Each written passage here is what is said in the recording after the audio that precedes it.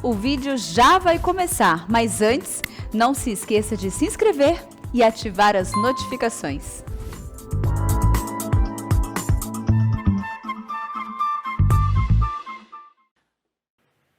O que é o homem? Eu creio que uma das crises que nós estamos vivendo hoje na sociedade, que precisa ser discutida na perspectiva bíblica da sã doutrina, é a antropologia, o estudo da pessoa do homem.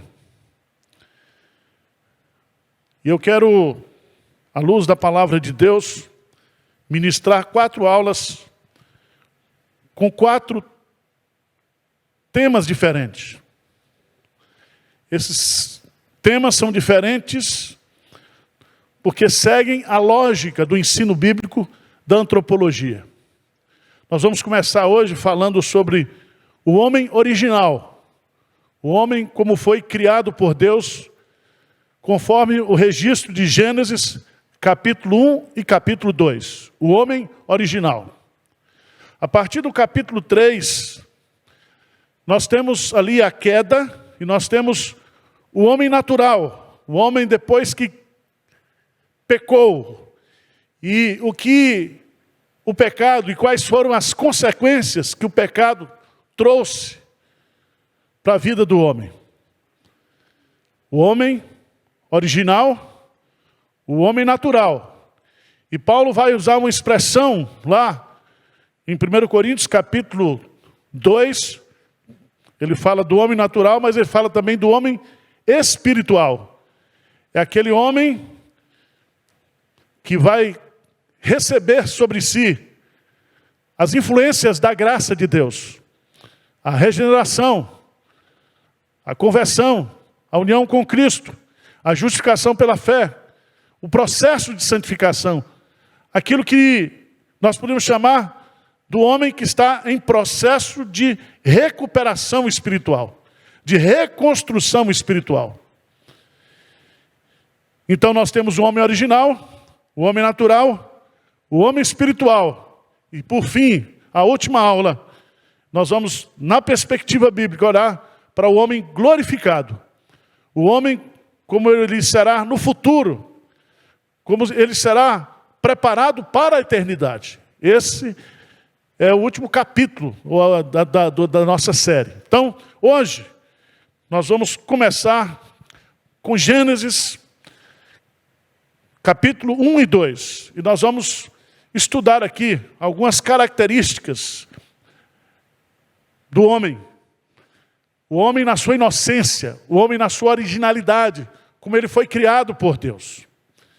Todos nós sabemos que Gênesis capítulo 1 é uma narrativa da construção do universo e do conteúdo do universo em 6 dias. Essa narrativa, ela é bastante conhecida. E no 6º dia, Deus cria o homem e a mulher. Em outras palavras, Deus cria a espécie humana. O capítulo 2 de Gênesis não é uma narrativa que se contrapõe à narrativa do capítulo 1, pelo contrário. O capítulo 2 vai descrever de forma detalhada como o homem foi formado e como a mulher ela foi formada. Então ela não vai se contrapor ao registro do capítulo 1, pelo contrário, vai nos fornecer detalhes que complementarão aquilo que aconteceu no capítulo 1. Eu quero chamar a sua preciosa atenção para a gente começar aqui lendo Gênesis, capítulo 1, versos 26 em diante. Diz assim a palavra de Deus: também disse Deus, façamos o homem à nossa imagem, conforme a nossa semelhança. Tenha ele domínio sobre os peixes do mar, sobre as aves do céu, sobre os animais domésticos, sobre toda a terra, e sobre todos os répteis que rastejam pela terra. Criou Deus, pois, o homem, a sua imagem, a imagem de Deus o criou. Homem e mulher os criou. E Deus os abençoou e lhes disse: sede fecundos, multiplicai-vos, enchei a terra e sujeitai-a. Dominai sobre os peixes do mar, sobre as aves dos céus e sobre todo animal que rasteja pela terra. Eu quero destacar aqui 4 lições nesse texto. Porque aqui nós temos o primeiro registro, inspirado pelo Espírito Santo, sobre a antropologia bíblica. Como o homem foi criado. Primeiro princípio que nós aprendemos aqui, veja, diz no versículo 26, disse Deus, façamos o homem, e no versículo 27, criou Deus. E aqui eu queria destacar que o homem aqui, ele foi criado por Deus. O homem, ele não é resultado de um processo evolutivo de répteis, de animais, de orangotangos. Não, ele foi criado especificamente por Deus. É muito linda essa narrativa, porque essa narrativa fala, façamos o homem, e aqui nós observamos que há aqui as 3 pessoas da Trindade, Deus Pai, Deus Filho e Deus Espírito Santo. Mas ao mesmo tempo, no versículo 27, diz, criou Deus. Significa que esse Deus que é trino, ele é uno. É a Trindade Santa. Esse verbo façamos, e esse verbo criou no hebraico, significa que essa criação de Deus, ela foi feita a partir de um plano, a partir de um projeto. Então o homem não é algo que foi não pensado por Deus, não imaginado por Deus, não projetado por Deus. É muito interessante quando você vai lá para o hebraico e você descobre aqui nessa palavra assar, façamos, significa executar ou realizar, indicando um ato iniciado e concluído pelo Deus Trino. O homem não é fruto do acaso, o homem não é fruto do tempo, o homem não é resultado de um processo evolutivo, o homem foi pensado por Deus, projetado por Deus e feito por Deus. Se você observar, diz aí, criou Deus, pois, o homem. Essa palavra homem no hebraico é Adão. E Adão significa não somente o nome próprio do primeiro homem, mas significa também aqui a espécie humana, a raça humana. Veja que no versículo 25, e fez Deus os animais selváticos segundo a sua espécie, e os animais domésticos conforme a sua espécie, e todos os répteis da terra conforme a sua espécie. E viu Deus que isso era bom. Então, cada criatura irracional, ela tem a sua espécie. Ela faz parte de uma espécie.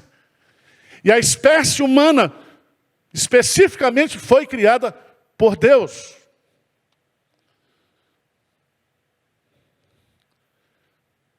Segundo lugar, eu queria que você fosse comigo lá. Em primeiro lugar ainda, que você desse um pulinho, por favor. Lá em Atos dos Apóstolos, capítulo 17, versículo 26. Por favor, Atos 17, versículo 26. Vamos ler esse versículo. O que é que diz a palavra de Deus? O que é que diz aí? De um só fez toda a raça humana, para habitar sobre toda a face da terra, havendo fixado os tempos previamente estabelecidos e os limites da sua habitação. Veja que Deus criou o homem não para viver em Marte. Não existe vida humana em outros planetas. De um só, Deus fez a raça humana. E estabeleceu os limites da sua habitação e criou a terra. E criou todo o ambiente para que o homem vivesse nessa terra, habitasse nessa terra. Segundo princípio que eu queria destacar para você, à luz desse texto, é que Deus criou o homem à sua imagem e à sua semelhança. Veja que no versículo 26 diz: façamos o homem à nossa imagem, conforme a nossa semelhança. Essas duas palavras no hebraico, imagem e semelhança, elas são muito interessantes. Porque a palavra imagem, selen, no hebraico, significa estátua, modelo, desenho e sombra. A palavra semelhança significa modelo, forma, aparência, desenho. Algo como semelhante, como similar. E aqui eu quero chamar a sua atenção, porque quando Deus criou o homem completamente diferente das outras espécies. Nenhuma espécie carrega em si a imagem e a semelhança de Deus. E o que significa isso? Significa que a imagem e a semelhança não era física, porque Deus é espírito, mas as qualidades espirituais, originais, como verdadeiro conhecimento, verdadeira justiça, verdadeira santidade, capacidade de pensamento, capacidade afetiva, capacidade de volição, personalidade. Isso distingue o homem de todas as outras espécies. As outras espécies, elas louvam a Deus, elas obedecem a Deus pelo instinto. Deus não mantém nenhuma relação pessoal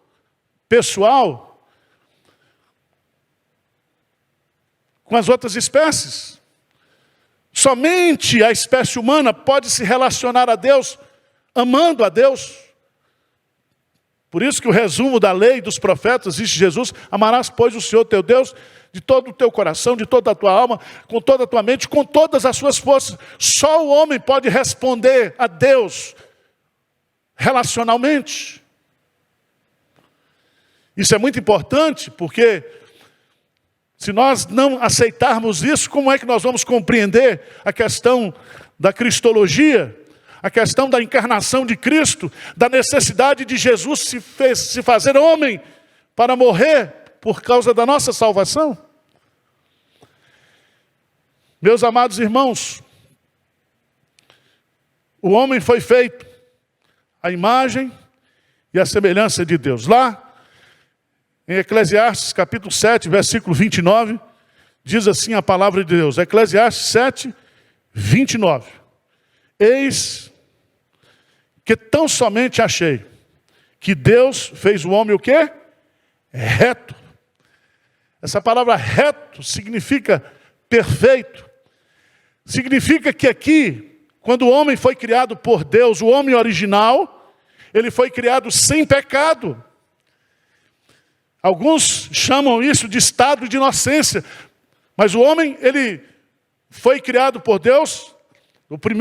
Os dois primeiros exemplares da raça humana foram criados à imagem e à semelhança de Deus, em retidão, em perfeição moral, espiritual. Não havia defeito na criação de Deus. Terceiro lugar, terceira lição que esse texto vai nos ensinar, é que Deus criou o homem para governar o mundo. Veja no texto.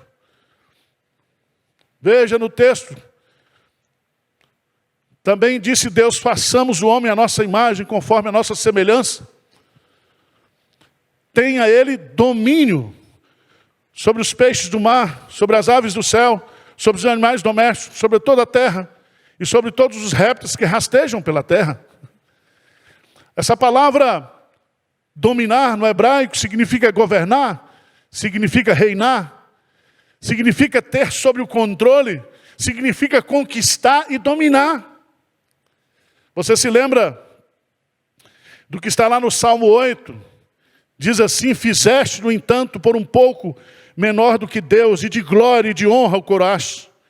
Deste de domínio sobre as obras da tua mão, e sobre os seus pés tudo lhe puseste: ovelhas, bois, todos, e também os animais do campo, as aves do céu e os peixes do mar, e tudo que percorre as sendas dos mares. Então o homem, e aí ele vai repetir, né, no versículo 28, dominai, dominai. Então o homem, ele é a coroa e a glória da criação. O homem foi criado para ser o co-governador da criação. Deus é soberano, e Deus exerce a sua soberania usando o homem, a sua imagem, a sua semelhança, para poder administrar o mundo. Quarto lugar, quarta característica da criação do homem, da antropologia bíblica, é que Deus criou o homem, ou criou a espécie humana, com dois sexos. Veja aí, sexo não é opcional. O sexo estava no projeto intencional de Deus. E aí você precisa entender como os valores estão invertidos hoje. Como nós precisamos estudar a antropologia bíblica. Deus criou macho e fêmea, os criou. Essas duas palavras no hebraico, elas são aplicadas também para os animais. Dá um pulinho, por favor, lá em Gênesis, capítulo 6, versículo 19. Quando Deus, então, vai exercer o primeiro juízo, quando ele resolve fazer uma limpeza na humanidade, ele manda o dilúvio, e ele manda construir a arca. E diz o texto lá, a ordem de Deus para Noé: de tudo o que vive, de toda a carne, 2 de cada espécie, macho e fêmea, farás entrar na arca, para os conservares em vida.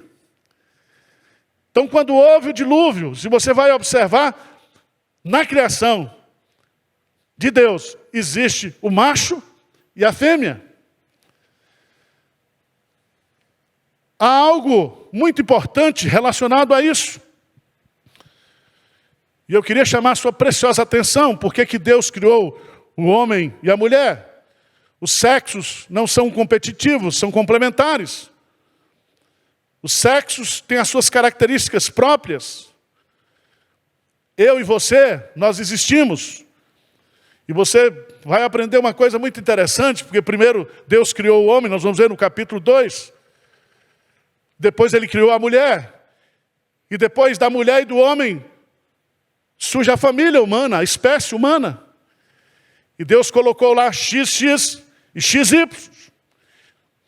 São diferentes na sua estrutura,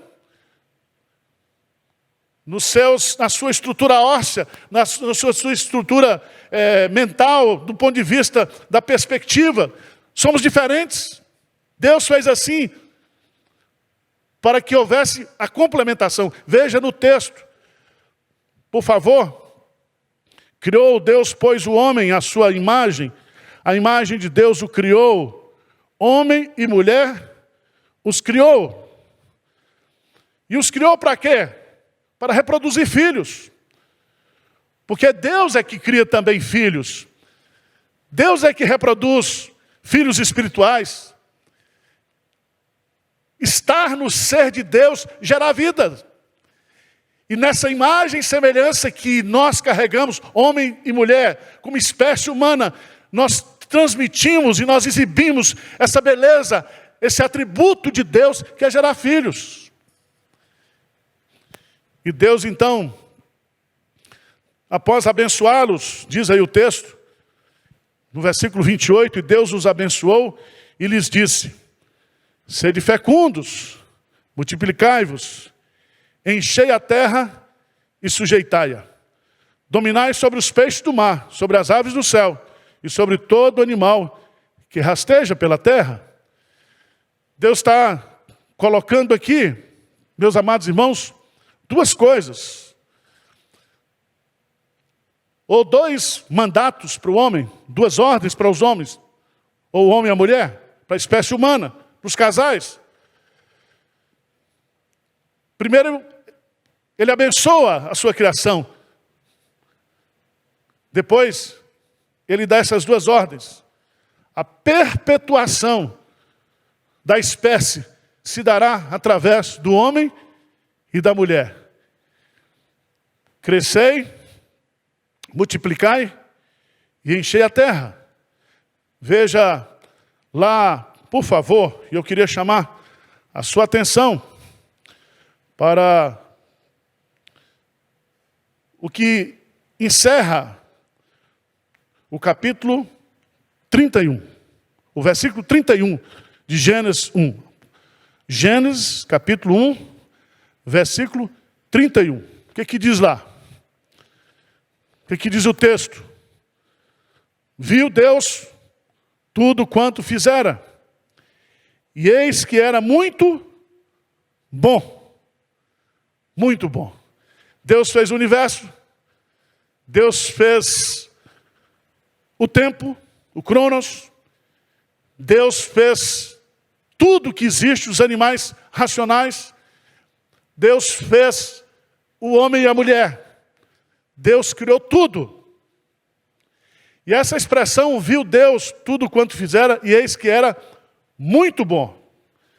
Essa expressão no hebraico é muito importante, porque no hebraico não existe o superlativo.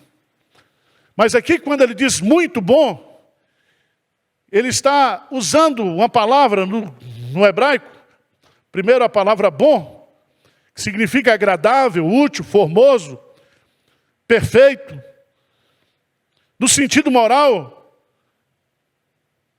em oposição àquilo que é mal, que é errado, tudo certo, tudo perfeito. Mas ele não usa só isso, ele vai usar a expressão muito, muito. E o que ele quer usar, o que ele quer dizer com essa expressão muito? O adjetivo bom, mas ele usa aqui a expressão muito bom. Há uma veemência, ou uma intensidade. A ideia significa que Deus conclui que tudo que ele havia criado era totalmente excelente, perfeito, bom, inclusive o homem. Inclusive o homem. Se você observar, esse adjetivo bom aparece várias vezes aqui no capítulo 1, e viu Deus que era bom. Mas depois que ele constrói o homem, e ele encerra a criação, ele diz, e viu Deus que era muito bom, excelente, boníssimo, o que ele havia construído. Vamos para o capítulo 2, e eu queria chamar a sua preciosa atenção, porque o capítulo 2 começa dizendo assim, pois foram acabados os céus e a terra e todo o seu exército. Alguns compreendem claramente aqui, que aqui está também a questão dos anjos, dos seres angelicais. Aqui está a prova também, cabal, de que o homem não é preexistente.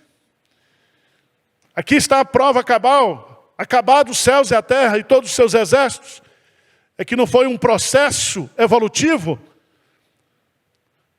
Deus não usou rascunho, né? Ele fez, a partir do nada, o universo. E agora ele vai acrescentar aqui detalhes acerca da criação do homem. Diz o texto, no versículo 2, que havendo Deus terminado, no dia 7º, a sua obra que fizera, descansou nesse dia de toda a sua obra que tinha feito. Pergunto para você, Deus se cansa? Deus se cansa? Ou Deus é incansável? Por que usa-se essa expressão, havendo Deus terminado no dia 7º a sua obra que fizera, descansou nesse dia? Porque Deus está estabelecendo um padrão de tempo. Ele está estabelecendo um padrão de tempo de dia, de semana, e agora de mês, de ano, de tal maneira que a sua criação obedece através do seu processo de funcionamento, as estações do ano, os dias, as noites, os meses, os anos. Outro detalhe interessante, no versículo 3 termina dizendo: e abençoou Deus o dia 7º e o santificou. E aqui Deus estabelece um princípio fundamental, é que do padrão semanal de 7 dias, deve ser usado para descansar, para ser investido na adoração, no culto, como nós estamos fazendo aqui hoje.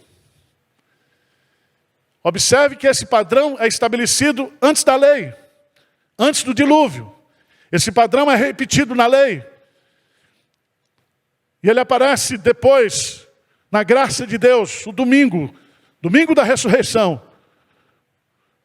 que é chamado de o dia do Senhor, a partir de Cristo. Mas eu quero chamar novamente a sua atenção, porque nesse capítulo 2, existem alguns aspectos que vão revelar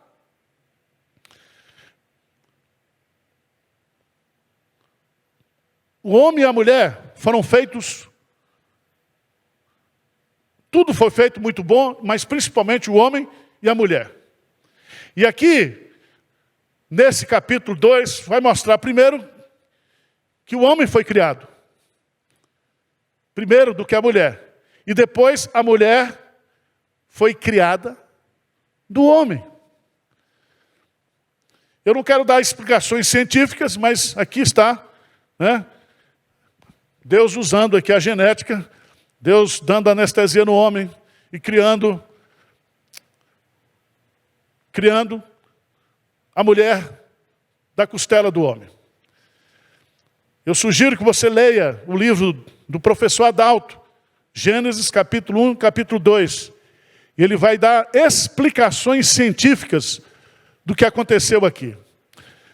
Mas eu queria chamar a sua preciosa atenção para o versículo 7. Em que o homem é perfeito e completamente diferente das outras espécies? Lê comigo aí, Gênesis 2, versículo 7. O que diz lá? Então formou o Senhor Deus ao homem do pó da terra, e lhe soprou nas narinas o fôlego de vida, e o homem passou a ser alma vivente. Aqui nós temos a natureza perfeita do homem. Primeiro, os componentes dessa natureza. O homem foi feito do pó da terra. E o pó da terra aqui é o seu lado material. É o seu aspecto físico. Nós somos pó e ao pó nós retornaremos. Nós fomos criados do pó da terra. Segunda coisa muito importante é que Deus soprou nesse homem que foi formado o fôlego da vida, que todo animal tem, que toda espécie tem. Mas diz o texto que Deus soprou nas narinas o fôlego de vida e o homem passou a ser o quê? Alma vivente. Então o homem não só recebeu o fôlego da vida, mas ele recebeu uma alma. Nenhuma outra espécie tem alma. Nenhuma outra espécie vai se perpetuar após a morte. Só o homem. Por isso que matar um homem é diferente do que matar um animal. Porque quando você mata um homem, você está matando uma pessoa, um ser que foi criado à imagem e à semelhança de Deus. Por isso que aos olhos de Deus, cada alma, cada pessoa é importante. Eu não sei se você se lembra há muitos textos, né? Há muitos textos da Bíblia.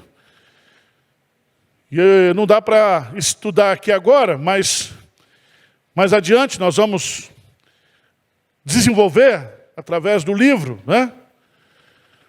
Nós vamos desenvolver o conteúdo desse estudo que nós estamos dando aqui, em forma de esboço.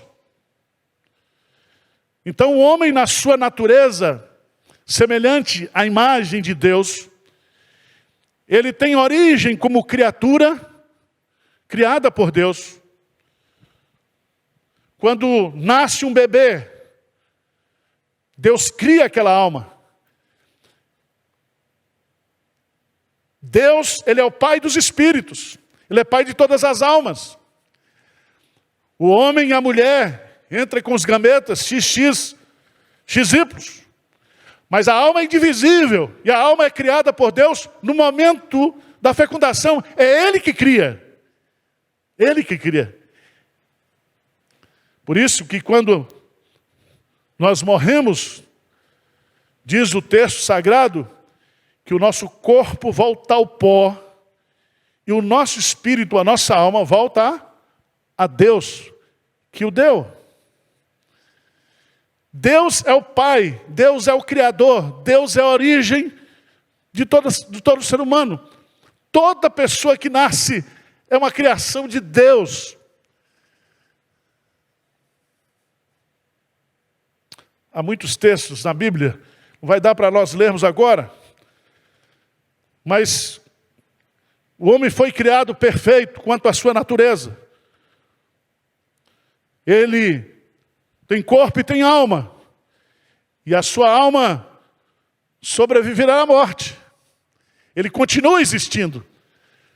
Toda espécie, quando morre, ela é extinta, mas a espécie humana, quando morre, continua existindo. Continua existindo. Segundo detalhe que nós aprendemos nesse texto, lá em Gênesis capítulo 2, versículo 15. O homem é perfeito quanto à sua natureza, mas o homem é perfeito também quanto à sua capacidade física. Veja lá em Gênesis capítulo 2, versículo 15, diz assim, Gênesis 2,15, que depois que Deus criou o homem, Deus plantou um jardim. E no versículo 15 diz assim, tomou, pois, o Senhor Deus ao homem e o colocou no jardim do Éden para o cultivar e o guardar. O que significa isso? Significa que o homem foi perfeito, criado perfeitamente para servir, para trabalhar, para administrar aquilo que Deus havia feito, construído. Você se lembra que Jesus diz, meu Pai trabalha até agora e eu trabalho também. Então o homem já foi feito, já nasceu perfeitamente habilitado, capaz para produzir. E essa palavra aí, cultivar, é trabalhar mesmo.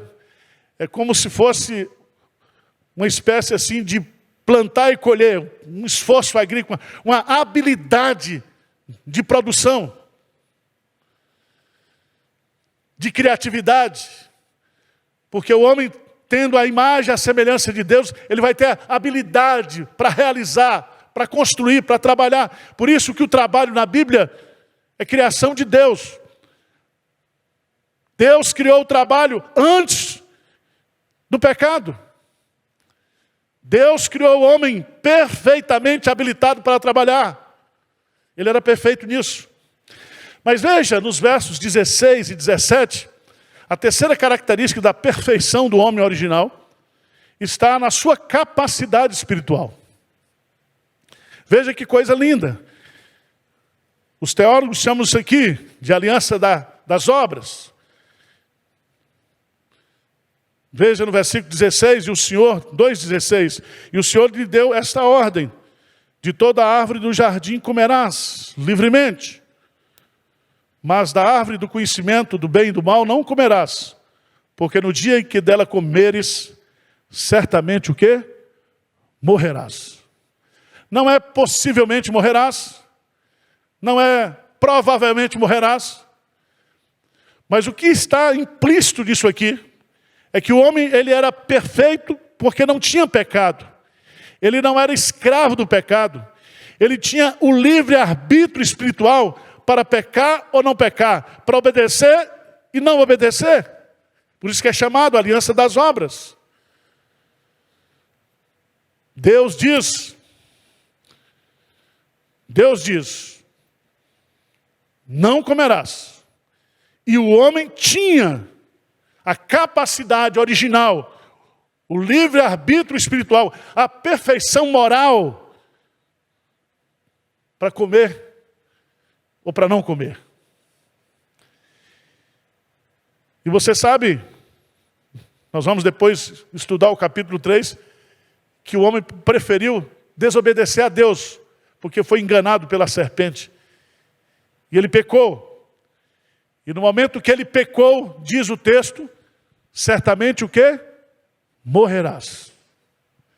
E o homem morre espiritualmente, e o homem passa a morrer fisicamente, e o homem passa a morrer também, eternamente, porque existe a segunda morte, se não existisse a graça de Deus salvadora operando na vida dos seus eleitos. Então fique bastante claro, você que fica discutindo aí, né? Calvinismo, arminianismo, está aqui, o homem original, ele tinha o livre-arbítrio espiritual.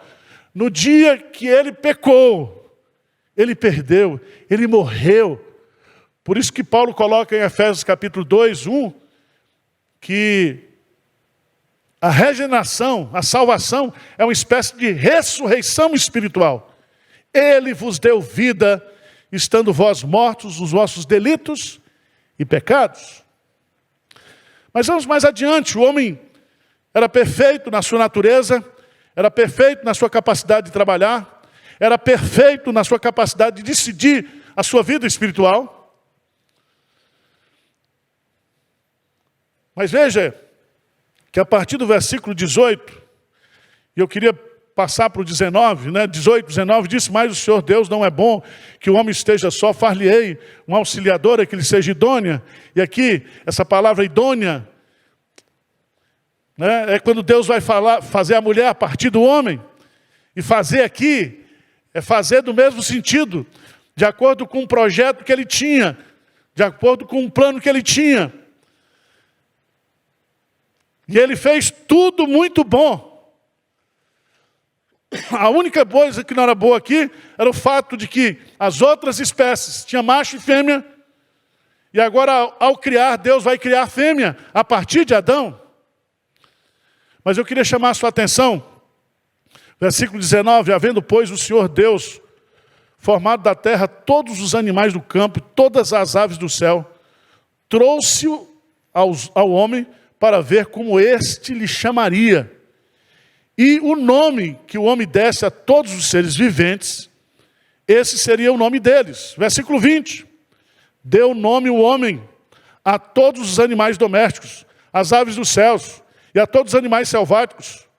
Para o homem, todavia, não se achava uma auxiliadora que lhe fosse idônea. Quero chamar a sua atenção para um aspecto da perfeição original do homem na sua razão, na sua inteligência. Veja que no sexto dia, Deus chama todos os seres criados e nominalmente, Adão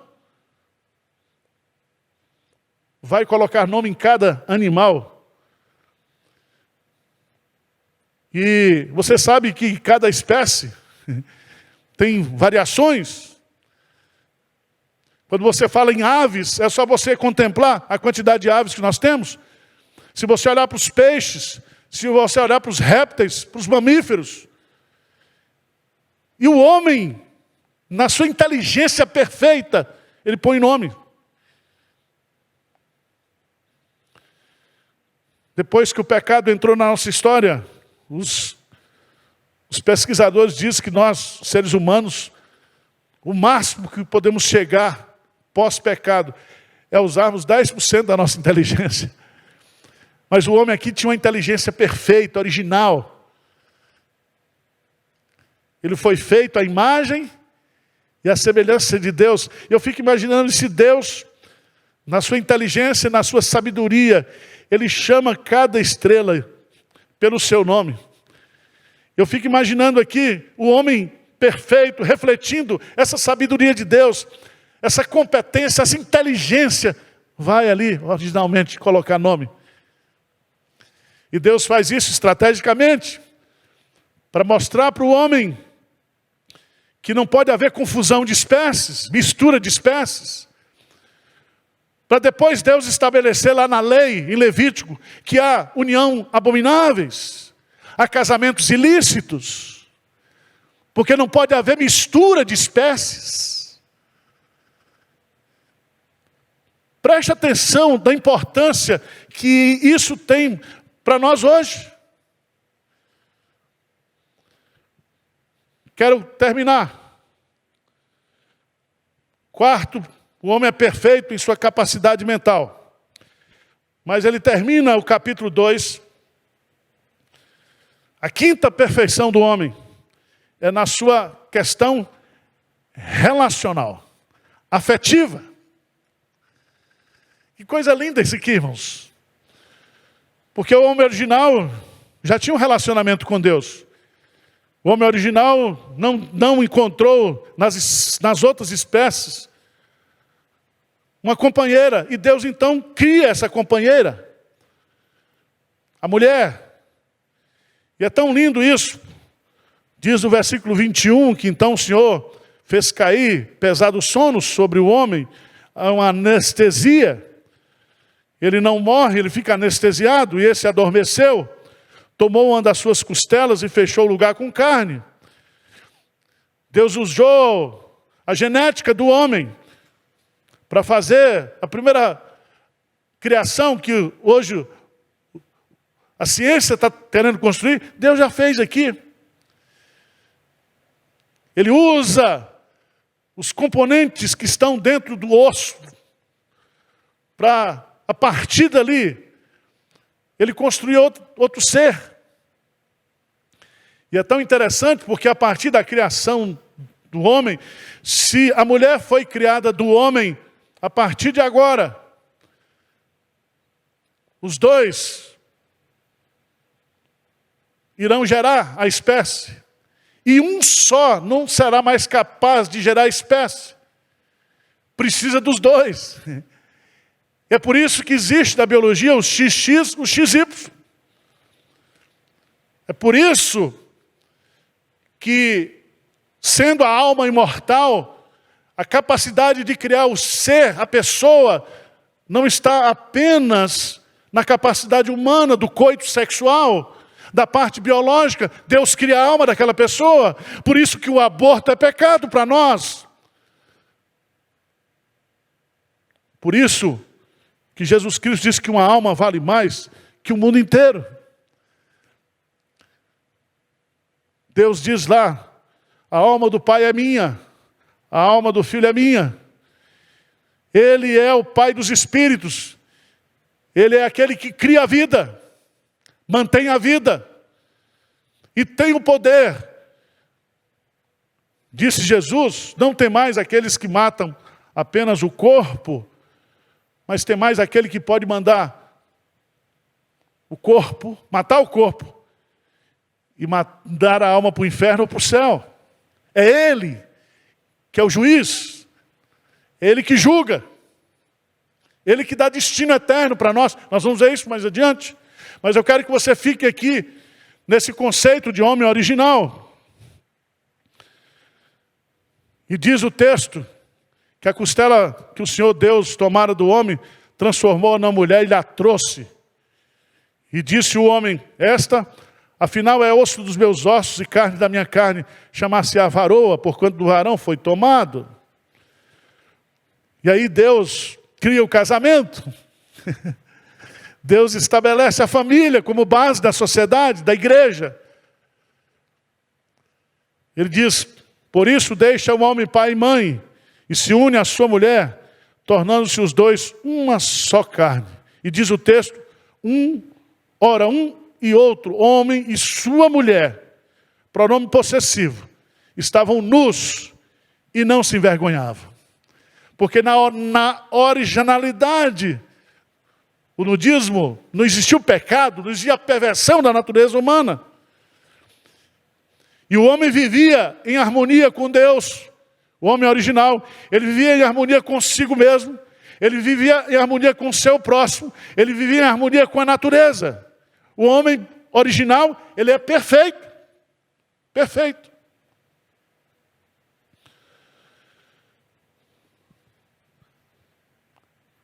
Qual a importância disso para nós hoje, irmãos?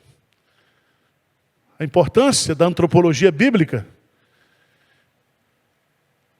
ela é indispensável para nós compreendermos a doutrina da salvação. Se nós não compreendermos a doutrina da criação, se nós não compreendermos a queda do homem, o homem no seu estado natural, nós não poderemos jamais compreender o plano da salvação. Por que que Jesus Cristo precisou se fazer homem, se encarnar,